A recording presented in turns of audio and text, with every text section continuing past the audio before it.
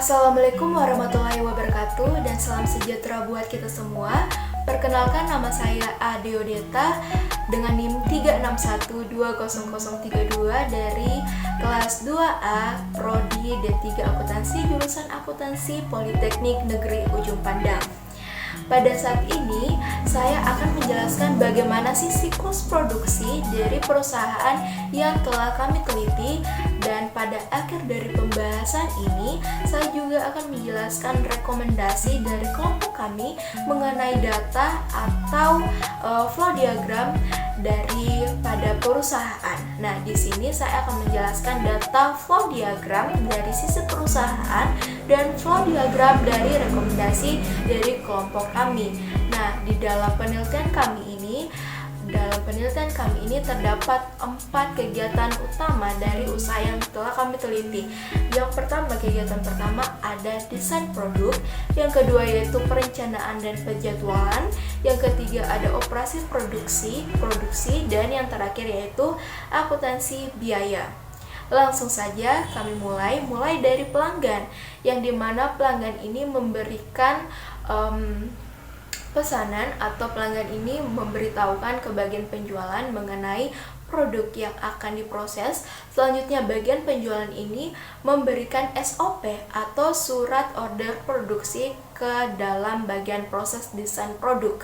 Nah, setelah diproses di bagian atau di dalam desain produk ini, SOP atau surat order produksi memberikan kepada bagian produksi. Nah, di bagian produksi ini pula mengirimkan ke bagian perencanaan dan penjadwalan untuk diproses lebih lanjut.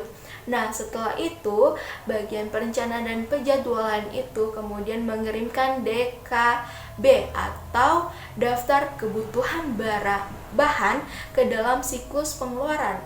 Nah, selanjutnya di bagian siklus pengeluaran ini mengkonfirmasi bahan baku yang tersedia ke dalam proses perencanaan dan penjadwalan. Nah, di dalam proses perencanaan dan penjadwalan ini juga menyimpan DKP atau daftar kegiatan produksi. Nah, kegiatan selanjutnya yaitu setelah menyimpan DKP itu, kemudian proses perencanaan dan penjadwalan pula mengirimkan bahan baku dan SOP atau surat order produksi ke dalam proses operasi produksi, yang dimana proses operasi produksi ini mengirimkan seperti jam kerja, bahan baku, dan bahan penolong ke dalam proses akuntansi biaya, yang dimana nantinya akuntansi biaya itu menyimpan jurnal pemakaian bahan baku dan harga pokok produksi. Nah, setelah itu pada bagian operasi produksi tadi telah selesai produk jadi. Nah, produk jadi ini pun dikirim ke bagian gudang. Setelah itu, sebelum bagian gudang memberikan kepada pelanggan, terlebih dahulu bagian gudang mengkonfirmasi ke dalam akuntansi biaya untuk diproses lebih lanjut. Nah, setelah itu bagian gudang boleh melakukan pengiriman produk jadi kepada pelanggan. Baik, selanjutnya saya akan beralih kepada rekomendasi flow diagram yang telah kami sarankan atau rekomendasikan bagi usaha tersebut, yaitu yang pertama di bagian pelanggan. Nah, di bagian pelanggan ini memberikan konfirmasi ke dalam bagian penjualan. Nah, di dalam bagian penjualan ini pula memberikan surat order produksi, yang dimana surat order produksi ini diproses ke dalam desain produk. Nah, di dalam proses desain produk ini, SOP atau surat order produksi memberikan ke bagian produksi, yang dimana bagian produksi ini pula mengirimkan lagi ke dalam proses perencanaan dan penjualan. Nah, dimana bagian proses penjualan dan perencanaan dan penjualan ini dikirimkan ke DKB atau pengiriman daftar kebutuhan bahan ke dalam siklus pengeluaran. Selanjutnya dikonfirmasilah bahan baku yang tersedia untuk dilakukannya produksi. Nah, setelah itu di bagian perencanaan dan penjualan ini selanjutnya menyimpan DKP atau daftar kegiatan produksi.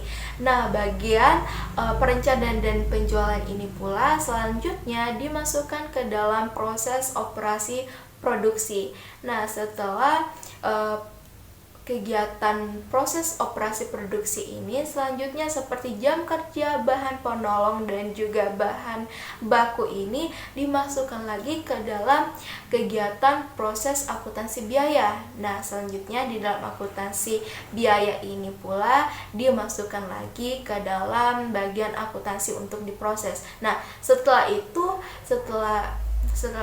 pada bagian operasi produksi tadi tentunya terdapat bahan jadi. Nah, bahan jadi ini pula diberikan kepada bagian gudang untuk dikemas. Selanjutnya, tidak lupa bagian gudang ini pun mengkonfirmasi kepada akuntansi biaya untuk diproses lebih lanjut. Nah, di bagian gudang itu sendiri setelah jadi bahan produk jadi tersebut dimasukkan lagi atau dikirim ke bagian penjualan, sehingga bagian penjualan itu memberikan kepada pelanggan produk yang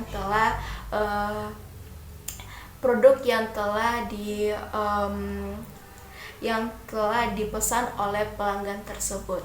Ya, mungkin inilah proses dari